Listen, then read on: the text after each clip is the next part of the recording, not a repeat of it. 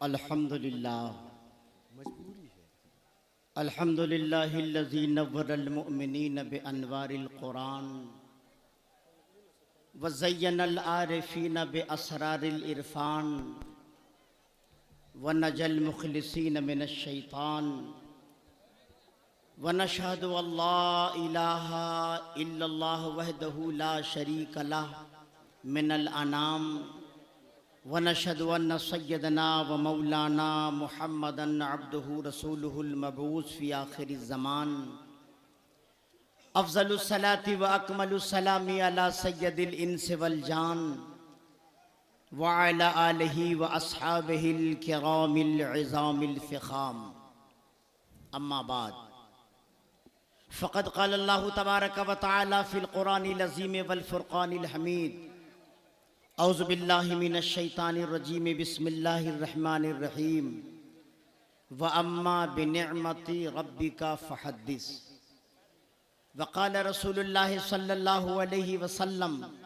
तलबुल इल्म फ़रीदतुन अला कुल्लि मुस्लिमिन व मुस्लिमा सदक़ल्लाहु तआला व सदक़ रसूलुहुन नबियुल करीम व नहनु अला ज़ालिका लमिनश शाहिदीन व शाकिरीन वल्हम्दुलिल्लाहि रब्बिल आलमीन। मुक़द्दस उलमाए अहले सुन्नत, शुराए इस्लाम, जुमला सामईन, हाज़रीन, पर्दा नशीन ख़वातीन, अज़ीज़ प्यारे बच्चों, इंतहाई अदब और एहतराम के साथ अस्सलामु अलैकुम व रहमतुल्लाह।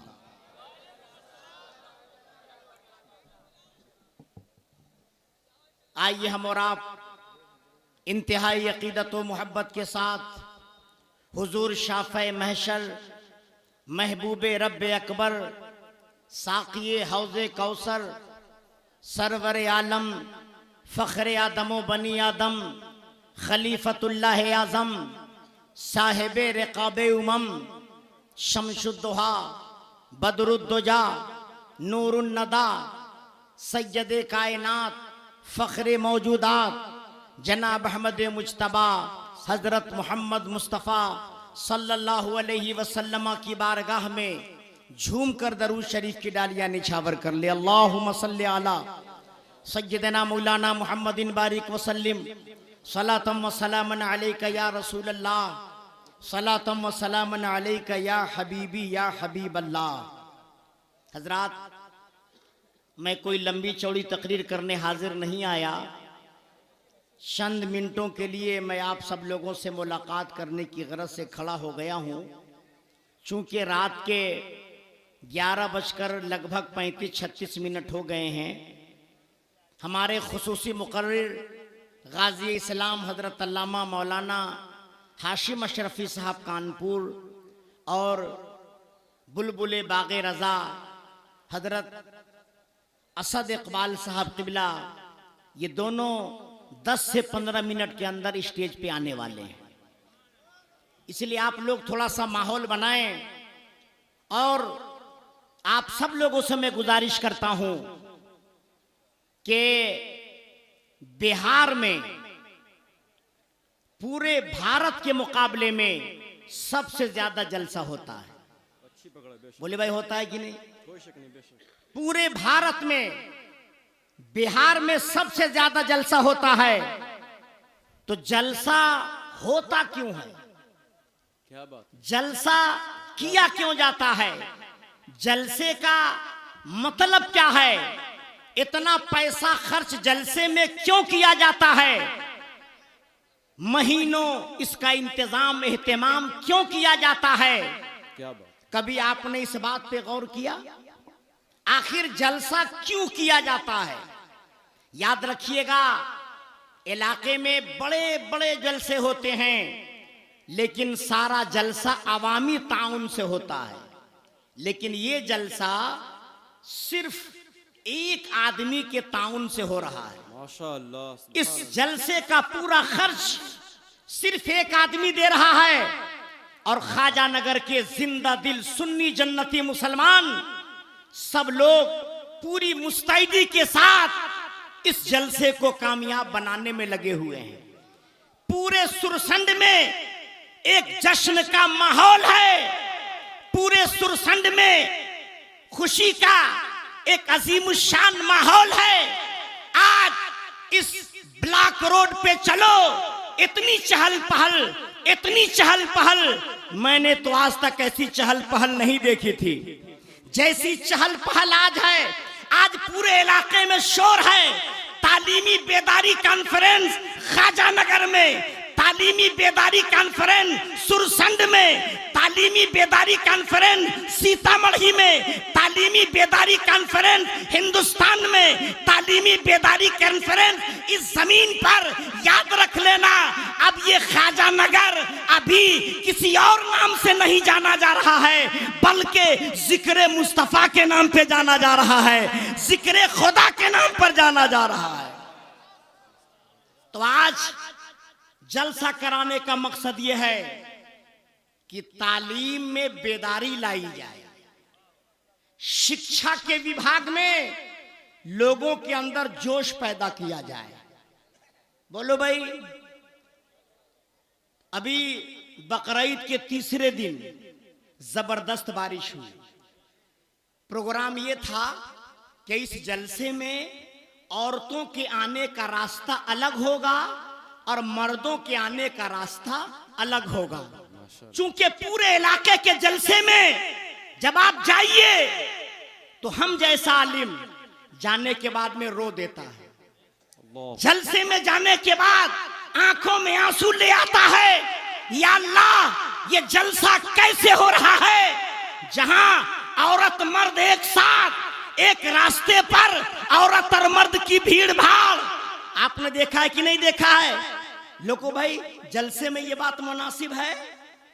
यहां से दीन का इल्म बांटा जा रहा है और जहां से दीन पहुंचाया जाए वही दीन पे हमला, वही दीन पे हमला। ये मुनासिब बात है क्या? ये मुनासिब मामला है क्या? लेकिन इतनी बारिश हुई, इतनी बारिश हुई कि जो मर्दों का रास्ता बनाया जाना था अभी भी उस पे पानी भरा हुआ है। और लाख कोशिश के बावजूद ख्वाजा नगर का एक एक मुसलमान परेशान था। रात में आकर लोग निरीक्षण कर रहे थे, लेकिन वो मर्दों का रास्ता नहीं बन सका। इसलिए सिर्फ एक रास्ता ही बन पाया जिसमें सब लोगों ने एंट्री हासिल किया है। मैं एक आलिम होने के नाते आज आपको कुछ टिप्स देना चाहता हूं, कुछ पैगाम देना चाहता हूं।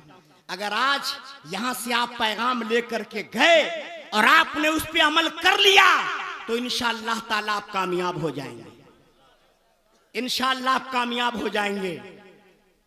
देखिए, दूल्हा एक लफ्ज है। क्या है? जोर से बोलिए, बोलिए क्या है? आप भी दूल्हा बने होंगे। अब कितने में आप बिके हैं ये तो आपको पता है, कितना आपका दाम लगा ये तो आपको मालूम है। एक साहब कहने लगे कि मौलाना साहब, आज एक रिश्ता हमने करवाया है और 4 लाख मांग था, हमने 3.5 लाख पे डन करा दिया। हमने कहा तुमने तो आज बहुत बड़ी फतह हासिल कर लिया। बोले 4.5 लाख पे मीटर चल रहा था, हमने 3.5 लाख पे डन करा दिया। बोलो बिकता है कि नहीं? अरे बिकता है कि नहीं? बहुत सारी बेटियों वालों को मकान बेचना पड़ता है, खेत बेचना पड़ता है, उधार लाना पड़ता है और ब्याज पर पैसा लाना पड़ता है, जबकि ब्याज लेना देना दोनों हराम है। ब्याज लेना देना दोनों हराम है। मैं एक दिन तन्हाई में बैठकर सोच रहा था, या अल्लाह, सीतामढ़ी में कमाने वालों की कमी नहीं, बहुत पैसा सीतामढ़ी में आ रहा है। मुसलमानों को खुदा ने खूब पैसा दिया, लेकिन ये पैसा दिख क्यों नहीं रहा है? ये पैसा नजर क्यों नहीं आ रहा है? तो सोचते सोचते एक जगह जाके मैं ठहर गया और मैंने जब घरों का जायजा लिया तो ऐसा लगा शायद ही कोई घर ऐसा बसता होगा जहां सूद का पैसा न दिया जाता हो।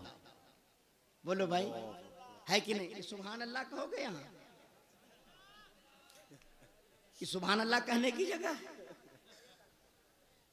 बगैर समझे सुभान अल्लाह। हाँ? अब अब मैं कह रहा हूं कि सूद लिया जा रहा है तो बोलता सुभान अल्लाह। अब बताइए ये सुभान अल्लाह कहने की जगह है।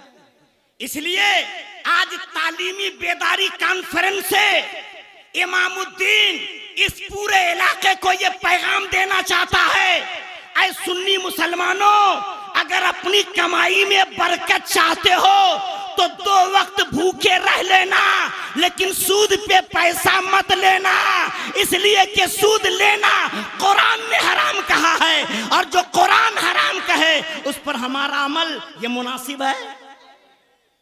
इसलिए सूद से बचिए। और जब आप सूद का दीजिएगा, सूद पे पैसा लीजिएगा, तो नस्ल से अच्छे काम की उम्मीद आप कैसे रखेंगे? आपका बेटा आपके काबू में कैसे रहेगा? आपकी बेटी आपके काबू में कैसे रहेगी? आपकी बीवी आपके काबू में कैसे रहेगी? आपका खानदान आपके काबू में कैसे रहेगा? आपका समाज आपके काबू में कैसे रहेगा? इसलिए आज इस तालीमी बेदारी कॉन्फ्रेंस से ये पैगाम लेकर के जाइए कि आज के बाद हम नमक रोटी खा लेंगे, 1-2 वक्त भूखे रह लेंगे, लेकिन आने वाले वक्त में हम सूद पर पैसा नहीं लेंगे। कहिए इंशाअल्लाह। जोर से बोलिए, और जोर से बोलिए। तो दूल्हा बने होंगे ना आप लोग? बहुत धीरे से बोल रहे हैं। दूल्हा बने हैं ना भाई? अच्छा एक बात बताइए, अगर आपको कहीं बारात में जाना हो, बारात में, और आप पहुंच जाएं और लड़की वाले ने आपसे पूछा कि भाई दूल्हा कहाँ है, तो आपने कहा कि वो नहीं आएगा, उसने यहाँ आने से इनकार कर दिया है, तो नाश्ता देगा, खाना देगा, बैठने के लिए कुर्सी देगा, सारा खाना कुत्ते को खिला देगा, लेकिन आपको नहीं खिलाए। क्यों? जब दूल्हा नहीं आया तो तुम क्यों आ गए? दूल्हाई के सदके में तो सारा डेकोरेशन है, दूल्हाई के सदके में तो सारी तैयारी है, दूल्हाई के सदके में तो सारा खाना है। आज इस मजलिस का चीफ गेस्ट है वो, आज सबसे बड़ा मेहमान वही है। उसी के सदके में आना, उसी के सदके में जाना, उसी के सदके में डेकोरेशन, उसी के सदके में सारा इंतजाम, उसी के सदके में खाना नाश्ता। पता क्या चला, ये दूल्हा कई घंटे के लिए बना? 2 घंटे के लिए, 3 घंटे के लिए, 4 घंटे के लिए। तो ऐ सुन्नी मुसलमानों, जब हमारा भाई, जब हमारा बेटा, जब हमारा भतीजा, जब हमारे समाज का जवान 4 घंटे के लिए दूल्हा बनता है, तो उसका इतना बड़ा मकाम है। और मेरा नबी तो सारे जहान का दूल्हा है, मेरा मुस्तफा तो सारे आलम का दूल्हा है। नारे तकबीर, नारे रिसालत, पैगाम इस्लाम, तालीमी बेदारी कॉन्फ्रेंस, नारे तकबीर। अभी मगरिब बाद प्रोग्राम चल रहा था, नेता लोग आए थे, मैं घर बैठे बैठे तकरीर सुन रहा था। तो एक साहब तकरीर कर रहे थे कि सीतामढ़ी में साक्षरता, साक्षरता समझते हैं ना भाई? तालीम, तालीम का जो परसेंटेज है वो 52% है। पूरे सीतामढ़ी में जो साक्षरता है वो 52% है, और आपके सुरसंड में जो साक्षरता का परसेंट है वो 42% है। यानी पूरे सुरसंड में सिर्फ 42% लोग पढ़े लिखे हैं। कै परसेंट? 42% लोग पढ़े लिखे हैं, और 58% लोग जाहिल हैं। 58% लोग जाहिल हैं और 42% लोग पढ़े लिखे हैं। बोलो सुरसंड वालों, ये तुम्हारे लिए शर्म की बात है कि नहीं? ये तुम्हारे लिए एक चुल्लू पानी में डूब के मरने की बात है कि नहीं? कुल 42%, कुल 42% तुम लोग पढ़े लिखे हो, 58% यहाँ जिहालत का परसेंट बताया जा रहा है। इसलिए आज इस तालीमी बेदारी कॉन्फ्रेंस से ये पैगाम लिख करके उठो, आधी रोटी खाएंगे लेकिन अपने बच्चों को पढ़ाएंगे। कहिए इंशाअल्लाह। जोर से बोलिए और जोर से बोलिए। आधी रोटी, जोर से बोलिए, आधी रोटी बच्चों को।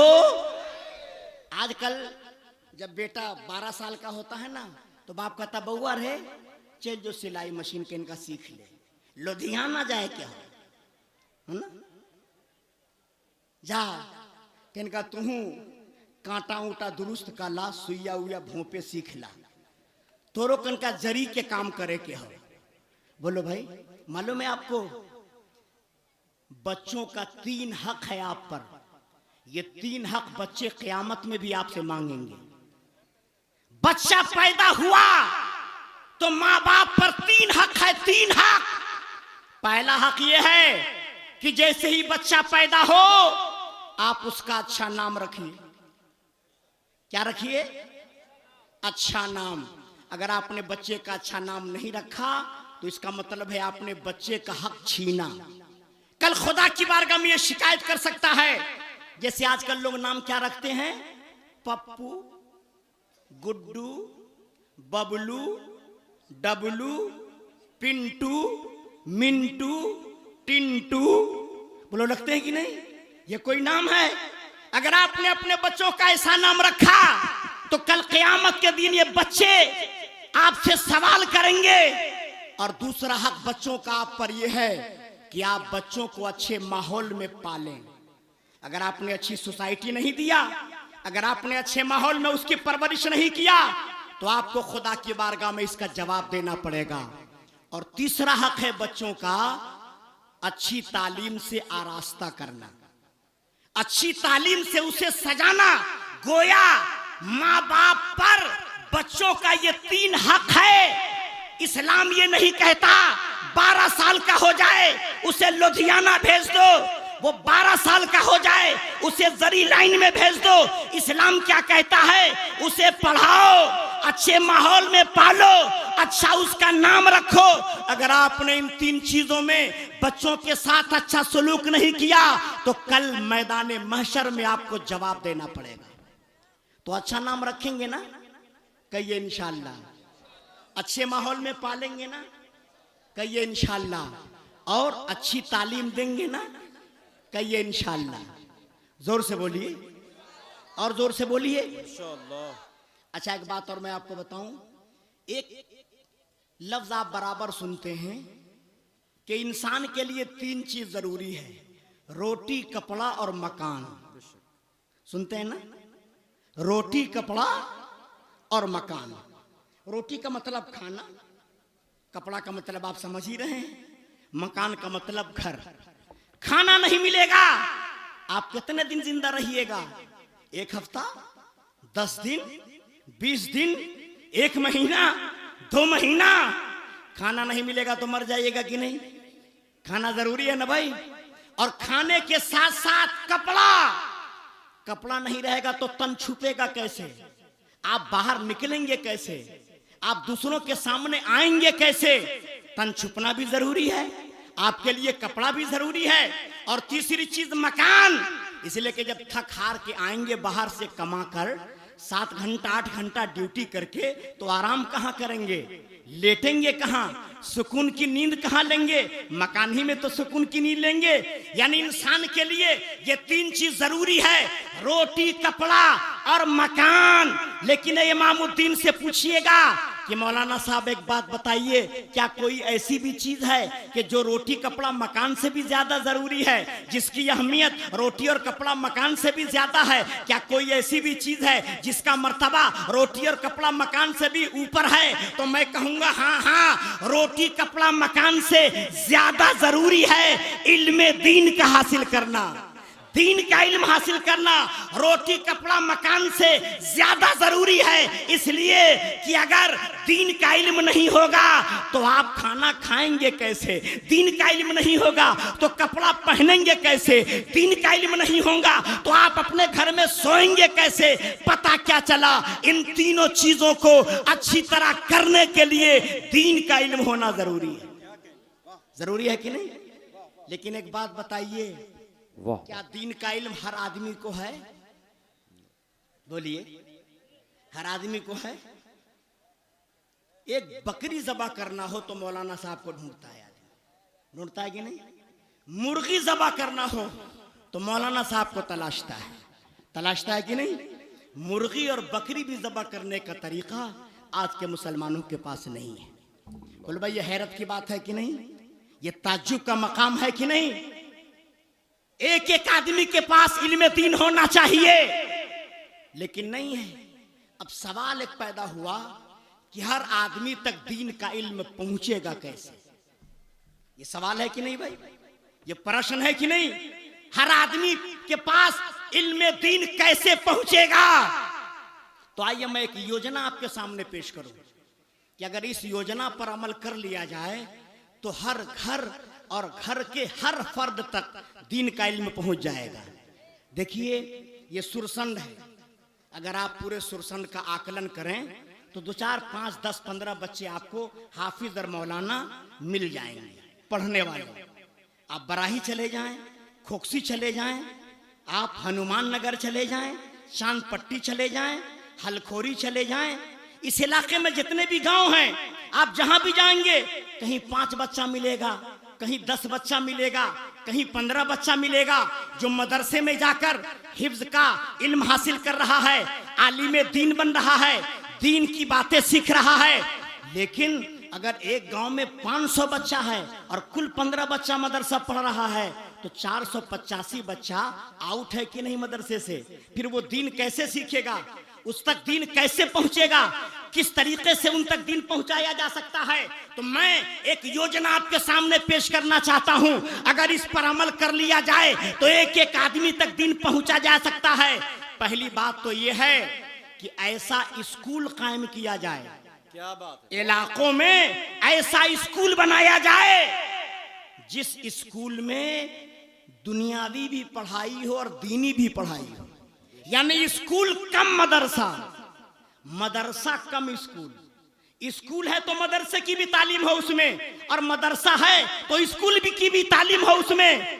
बोलो भाई, अगर स्कूल कम मदरसा और मदरसा कम स्कूल हो जाए तो बोलो स्कूल का मामला ये है, हर बच्चा स्कूल जा रहा है। तो जब स्कूल हर बच्चा जा रहा है और वो स्कूल कम मदरसा है तो हर बच्चे तक दीन पहुंचा कि नहीं पहुंचा? पहुंचा कि नहीं पहुंचा? लेकिन आप बताइए, इस पूरे सुरसंड जवार में जो भी 10, 20, 25 गांव है कोई ऐसा गांव जहां ऐसा स्कूल चल रहा हो? बोलिए भाई, है कोई ऐसा गांव जहां स्कूल कम मदरसा हो या मदरसा कम स्कूल हो? है क्या? नहीं है ना। हाँ, हर गांव में मकतब चल रहा है, हर गांव में मकतब चल रहा है। लेकिन मकतब की पढ़ाई से जितना फैज़ और फायदा मिलना चाहिए उतना फैज़ और फायदा नहीं मिल पा रहा है। चूंकि मकतब में जो पढ़ाई हो रही है उसका कोई सिस्टम नहीं है, उसका कोई तरीका नहीं है, उसका कोई सिलेबस नहीं है।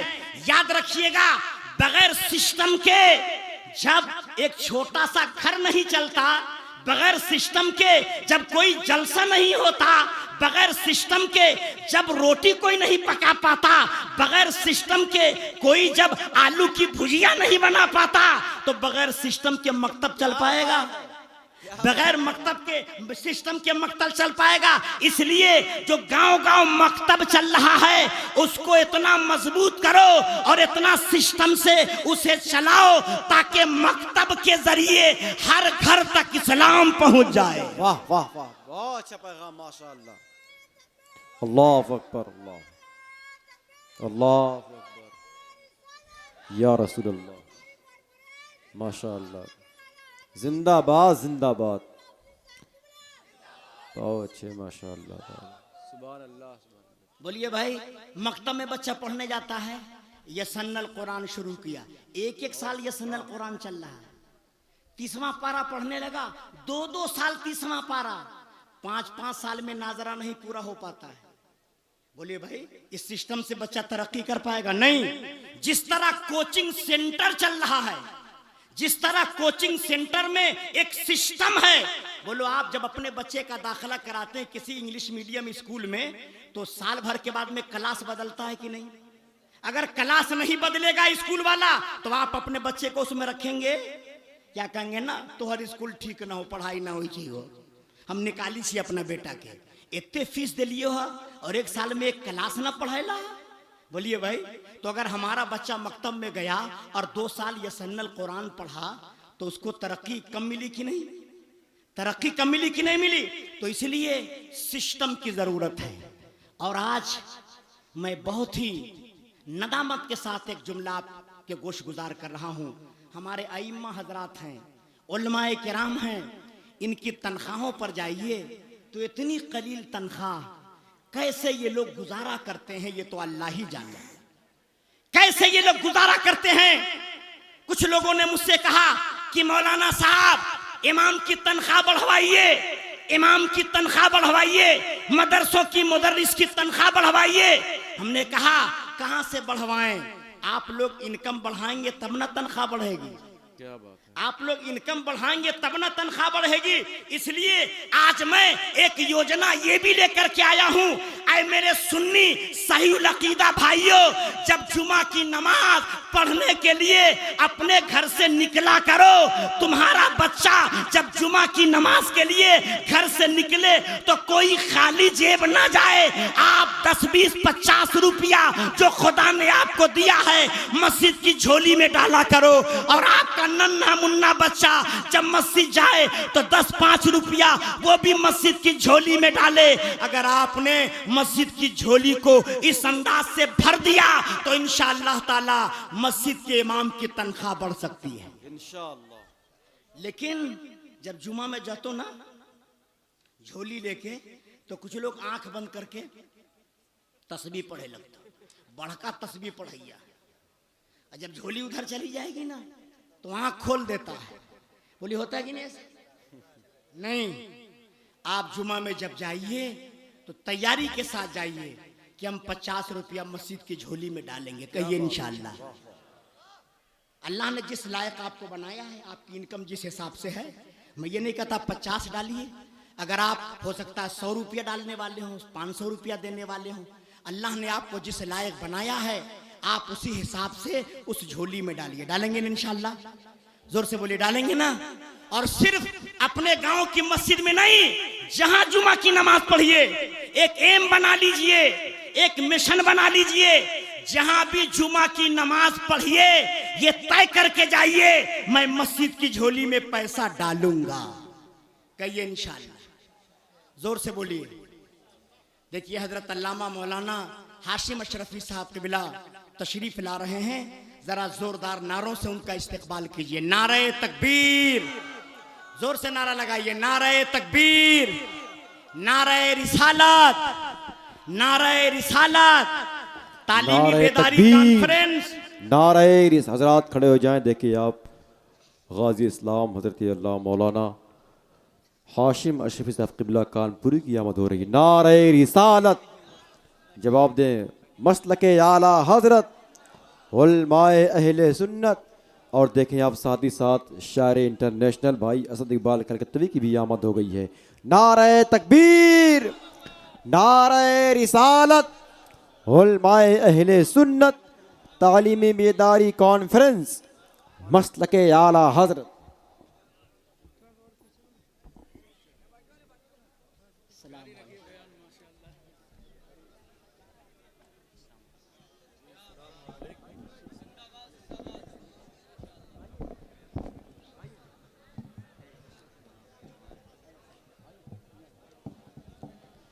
आप बैठ जाइए।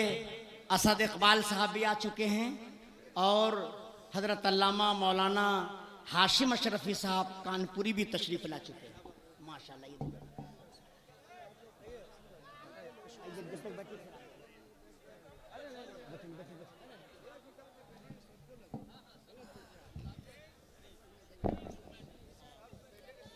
बैठ जाइए, सब लोग बैठ जाइए। मजमा बहुत ज्यादा है, जितने लोग यहाँ इससे ज्यादा रोड पर हैं।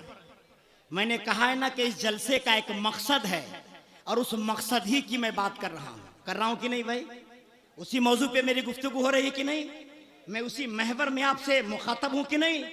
इसलिए पूरी तवज्जो देखिए। हमारे असद इकबाल साहब भी आ चुके हैं और हमारे मुकर्रिर खुसूसी गाजी इस्लाम हजरत अल्लामा हाशिम अशरफी साहब कानपुरी भी तशरीफ़ ला चुके हैं। अब मैं बिल्कुल आपका वक्त नहीं लूँगा, अब इन दोनों हजरात से भरपूर खिताब और नात आप सब लोगों को सुनना है। ज़रा एक दफ़ा ज़ोर से बोल दीजिए सुभान अल्लाह, और ज़ोर से बोलिए सुभान अल्लाह, और ज़ोर से बोलिए सुभान अल्लाह। और हजरात, इस इलाके में पहले के मुकाबले में अब पढ़ाई लिखाई का माहौल कुछ बना है। बहुत सारे उलमाए किराम सरकारी नौकरी पाए। हजरत मौलाना अशफाक मिसबाही साहब, ये मौलाना सद्दाम साहब, समझे कि नहीं, ये हाफिज मतीन अशरफ साहब, इत्तेफाक से ये तीनों मेरे शागिर्द हैं। तीनों को मैंने पढ़ाया है। सुभान अल्लाह। और ये लोग सरकारी मुलाजमत में आ गए हैं मेहनत शाक़ा करने के बाद। याद रखिएगा, जब पढ़ा लिखा आदमी कोई काम करता है तो वो काम बहुत अच्छा होता है कि नहीं। देखिए, जब कोई लुधियाना जाता है सिलाई करने, अगर जाहिल है तो 25 साल रहता है, सिलाई करते करते 25 साल गुजार देता है। लेकिन जब पढ़ा लिखा आदमी लुधियाना जाता है तो 2 ही साल के बाद सोचता है कि कारखाना खोले, गणित फिट करने लगता है कि नहीं भाई, हिसाबो किताब दुरुस्त करने लगता है कि नहीं। इसलिए पढ़ाई लिखाई बहुत जरूरी है, लिखना पढ़ना बहुत लाजिम है। आपने सुना है ना, भारत में एक नारा है, अंगूठे को अंगूठा, सब पढ़ें सब बढ़ें। ये नारा सुना है कि नहीं सुना है?